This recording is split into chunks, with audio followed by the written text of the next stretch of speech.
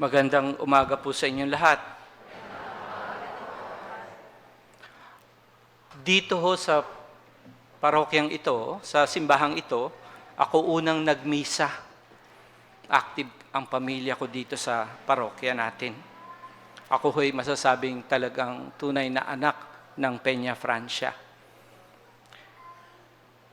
Bago ho ako na ipadala sa ibang bansa, ako po'y naging parish priest for 11 months sa May Faraday sa Makati. Isang araw, may lumapit sa aking matanda, ang sabi, "Father, pwede po ba yun yung bendisyonan ng isang bahay?" Sabi ko, sige, punta tayo. Nandoon yung mag-asawa, may maliit silang anak, at dalawang malalaking lalaki na akala ko kasama lang nila sa bahay. Pinabasa ko yung babae ng ebanghelyo, tapos habang nagdarasal ako ng blessing, biglang umungol yung babae, bumula ang labi, namula ang mata, itinapon yung Bible. Tapos, sabi ko, ano nangyayari? Biglang nangingisay. Niyakap siya ng asawa niya, and I tell you not, I kid you not, gumanon lang yung babae, tumilapon yung lalaki. Di ako na may natakot. Sabi ko, ano nangyayari? Sabi nung matanda albularyo, sabi nung matanda, "Father, sinasaniban ho ng demonyo." Tinatakot ako. Hawak ko yung holy water. Winisikan ko sa mukha. Lalo nagalit. Lalo akong pinagdilatan. Yung dalawang lalaki na nandoon na malaki pa sa akin, niyakap din yung babae para pigilan. Hindi. Talagang ginanon lang, tumalsik yung dalawang lalaki. Natakot ako lalo kung sinirita ng holy water. Lalo naman nagwala. Kinakabahan ako, sabi ko, nakakahiya ito, akong pare. Ako natatakot. Pero natakot talaga ako. So sabi ko, teka, ako nga ang pare. Bakit ako ang matatakot? So ang ginawa ko, hinawakan ko sa noo. Sinabihan ko, "Tama na, tigil, umupo ka." Tumahimik ang babae, umupo. At natahimik, itinuloy ko ang blessing, tahimik siya, hindi na siya umungol. Sumikat ngayon ako sa parokya. Si Father, tinalo yung demonyo. Hindi ko masabi kung tunay na possession yun o hindi. But siguro mga 2 weeks after, may tumawag na naman sa akin. Ganun din. Sabi, "Father," this time, talagang sinabi niya, "Father, sinasaniban po ng demonyo." Sabi ko, kayang-kaya ko yan. Pinuntahan ko.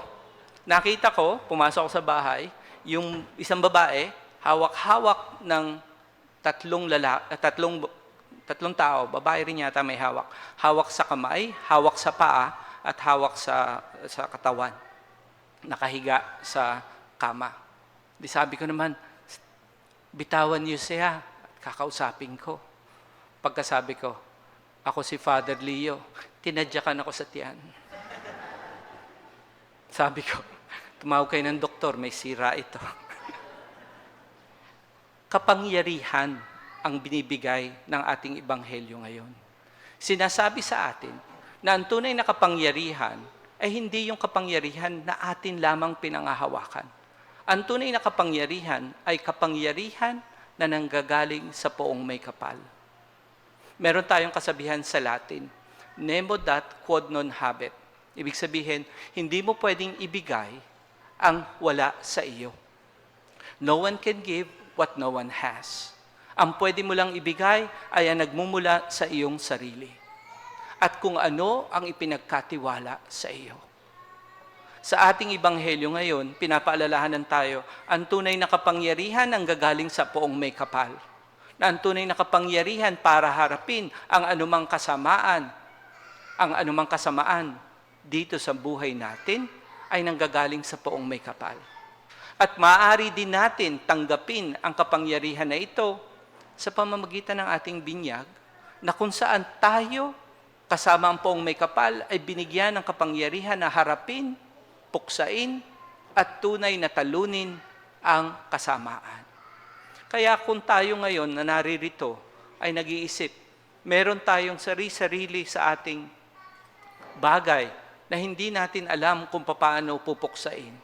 Kung meron tayong addiction, kung meron tayong laging inaalala, kung meron tayong sakit, kung meron tayong kahit na ano pamang alalahanin, huwag kayong mawawala ng pag-asa sapagkat ang kapangyarihan ng poon ay sumasa inyo. Kaya nga ang bati ng pari sa inyo, kapag tayo ay nagdadasal at nagmimisa, sumainyo ang Panginoon at ang ating tugon at sumasa inyo rin. Sapagkat ang Espiritu ng poong may kapal ay sumasa bawat isa sa atin sa pamamagitan ng ating binyag. Nung tayo binyagan, tayo binigyan ng 3 bagay na tinatawag nating tre munere. 3, sabihin ko sa English, di ko masabi sa Tagalog. 3 office, 3 responsibilities. Isa ay ang tinatawag nilang pari, hari, at ano yung ikatlo? Priest, prophet, and king. Propeta. Priest, prophet, and king.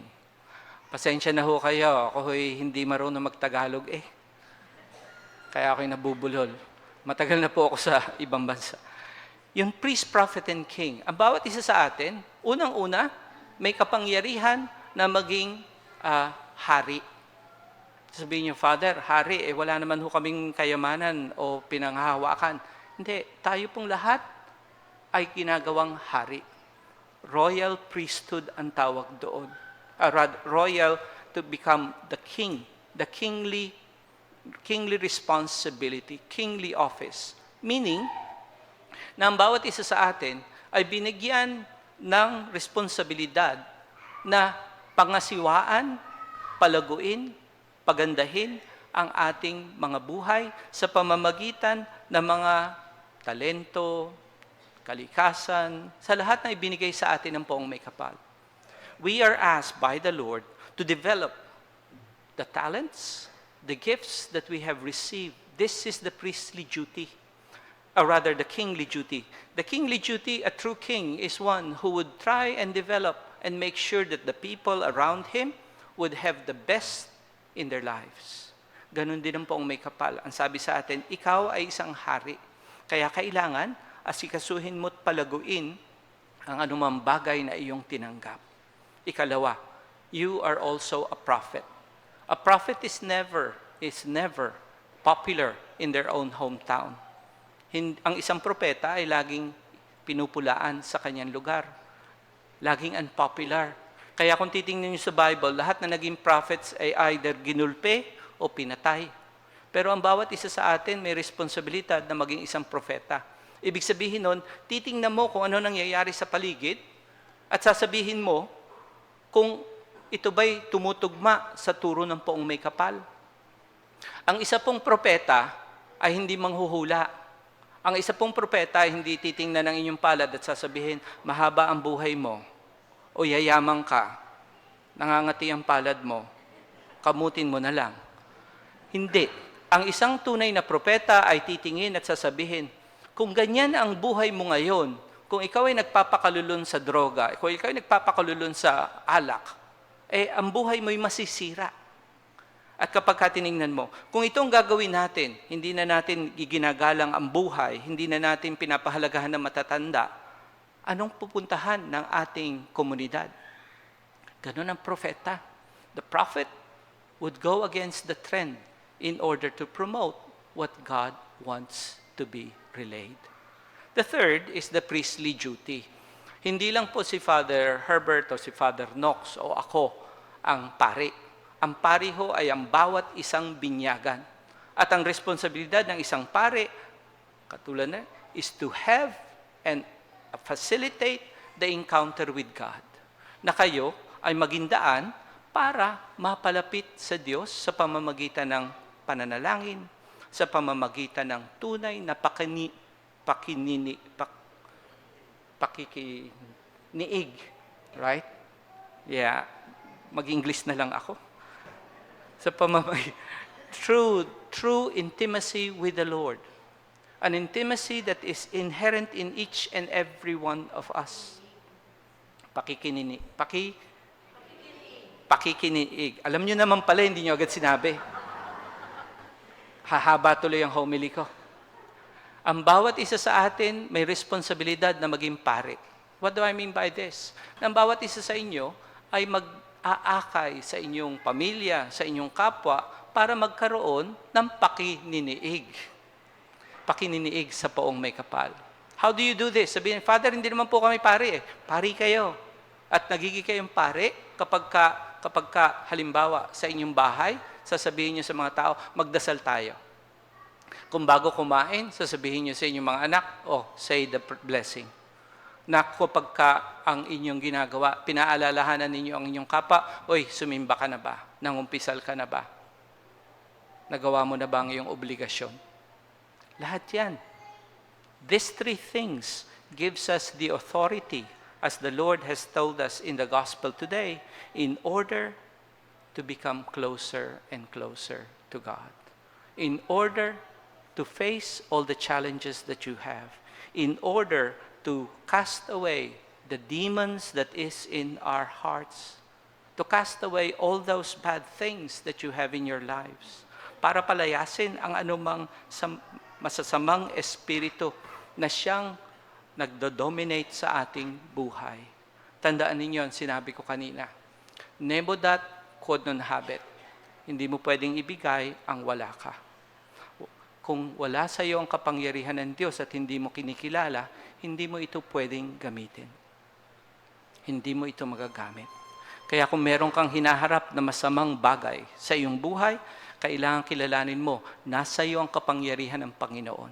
At ito'y sumasa iyo sa pamamagitan ng iyong binyag, kung saan ikaw ay nagiging isang pari, hari at propeta, na kung saan binibigay ng Panginoong sa iyo ang kapangyarihan upang harapin ang anumang masama sa iyong espiritu. So yun ang ipanalangin natin ngayong misang ito, na kung ikaw ay merong addiction, kung ikaw ay merong sakit, kung ikaw ay merong problema o anumang alalahanin, ipasa Diyos natin. Akuin natin ang kapangyarihan ni Kristo. And I assure you, if you would do that, you would be able to face this demon and be able to say to that demon, stop, tigil, tama na yan, pabayaan mo na ako, umalis ka na. And I tell you, that demon, susundin ka ng masamang espiritu, sapagkat sumasayo ang kapangyarihan ng poong may kapal. Amen.